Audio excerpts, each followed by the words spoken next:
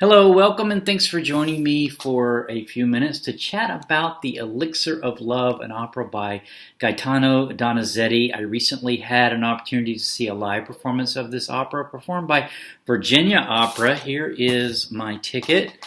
I saw the performance on February 16th, 2019, performed by Virginia Opera. There's a cool graphic on the program. Let me open up to the cast. Here's the cast. Won't read the whole cast, but if you're curious, you can put the video on pause and read the whole cast. The conductor was Adam Turner. The director was Kyle Lang. Our Adina was sung by Cecilia Violeta Lopez, and our Nemorino was sung by Carlos Enrique Centelli. Sergeant Belcori was sung by Corey Kreider, and Matthew Burns sung Dr. La Camera. There's the cast again. Yeah, so this opera, The Elixir of Love, is an Italian language opera. The Italian title is L'Elixir d'Amore, and probably mispronouncing that, so apologies to Italian-speaking people, but they use the English version here, The Elixir of Love. And this opera had its premiere, from what I could read up on, back in 1832 in Milan, and was a success right off the bat. And I read that it was the most performed opera in Italy from 1838 to 1848, and even today it remains probably one of the top 15, 20 operas performed worldwide, because it's a crowd pleaser, it's a real crowd pleaser. It is an operatic rom-com, a romantic comedy, and it asks the important question, is it okay to take drugs to get someone to love you? And the answer turns out to be yes, it does. So yeah, the opera, the main characters are Nemorino, who's sort of this simple farmer, and he's in love with a wealthy-ish landowner named Adina. And Adina is she seems like a nice enough person, but she is kind of fickle, and from what I can tell, she really likes to be the center of attention. And Nemorino is madly in love with her, and she kind of gives him sort of not a lot of attention, not as much attention as, of course, he would like. And I sort of gathered that they sort of have a cat and mouse game going on romantically, where, she is sort of, and Adina's definitely the cat, and Nemorino's the mouse.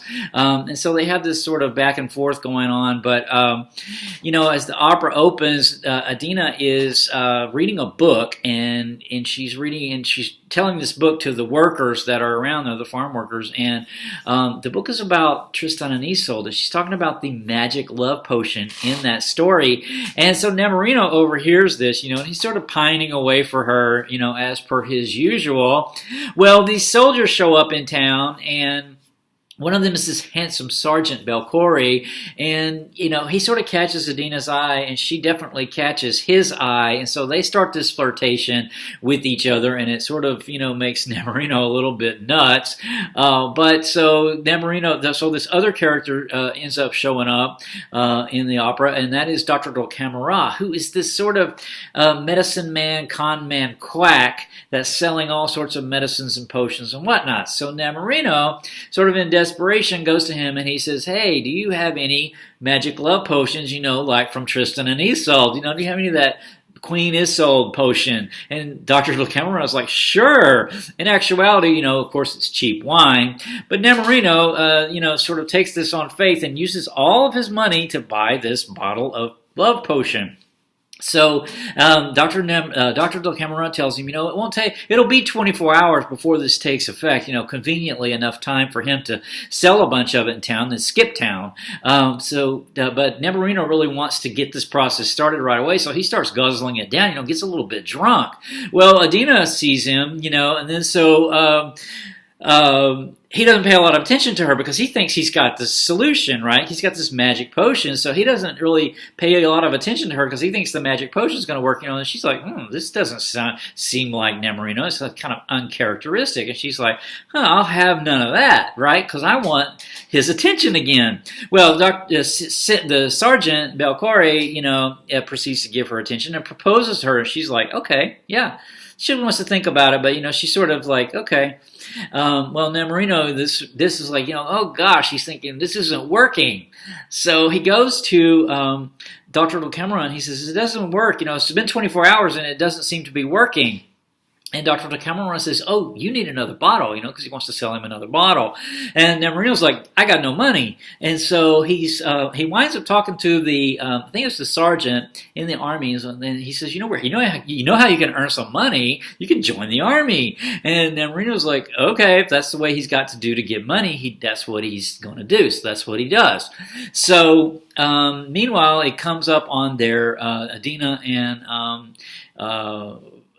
Sergeant Belcori's wedding day, or approaching, or whatever, and there's a party, and unbeknownst to Nemorino, his wealthy uncle has died and left him a bunch of money, but he doesn't know this. But someone in town does know this and tells all the village girls that, Nemorino's just inherited all of his uncle's money. Well, so they start paying him a lot of attention, and he's like, "Oh gosh, the love potion's working, but it's working on all these other women, but it's not working, doesn't seem to be working on Adina."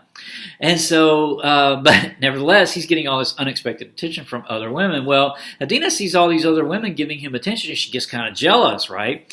She's like, I don't know what's going on with this, but she finds out that he has actually joined the army, and that he has sold his freedom for her to get money. And so she figures out that, then it dawns on her that she actually loves him, and she doesn't want to lose him. So she tells him, that she loves him, and so they wind up happy. Adina winds up happy. Nemorino definitely winds up happy. Dr. Vocamera sells a bunch of love potion after this, so he sells out, so he's happy. And even Sergeant Belcori's happy because he's so handsome and charming. He knows there's lots of other women. He can fall in love anytime he wants to, so even he's happy. And then the opera goer is left happy also at the end because it's all been so much fun and so much beautiful music and beautiful singing. This opera has a really famous tenor aria, one of my favorites, called Una furtiva lagrima.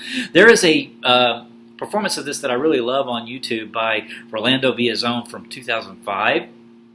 From the Vienna Opera. I will link to that below because I think it's a really beautiful rendition of Una furtiva lagrima. I couldn't find one with English subtitles, but basically you can find the lyrics online if you wanted to. But basically what this aria is about is Nemorino has seen whenever Adina has found out he's going to go in the army, he thinks he sees her have a little tear, a little secret tear, a little hidden tear, and that gives him hope that she loves him. And so that's what the aria is about. But I'll link to that below because I think that's such a cool performance of that, such a beautiful performance of that aria. There's a lot of recordings of this opera. There's a lot of recordings that you can experience this opera's been recorded decade after decade, so there's lots of them. My go-to performance right now is the Joan Sutherland and Luciano Pavarotti performance of this from, it was conducted by Richard Boyning, who was actually Joan Sutherland's husband at the time, and the English Chamber Orchestra from 1970. I think this is Decca Records. It's on Spotify. I will actually put a link to this below. So I just enjoyed this opera so much. It's the second of the Donizetti operas that I've had a chance to see live. I also saw/heard The Daughter of the Regiment a couple of years ago, and I will link to that chat below because I did chat that opera. So I'll link to that so that you can refer to that if you are interested. But yeah, I am so happy to have had an opportunity to see and hear this performance. It was a real treat, and I do have some more opera coming up this season yet.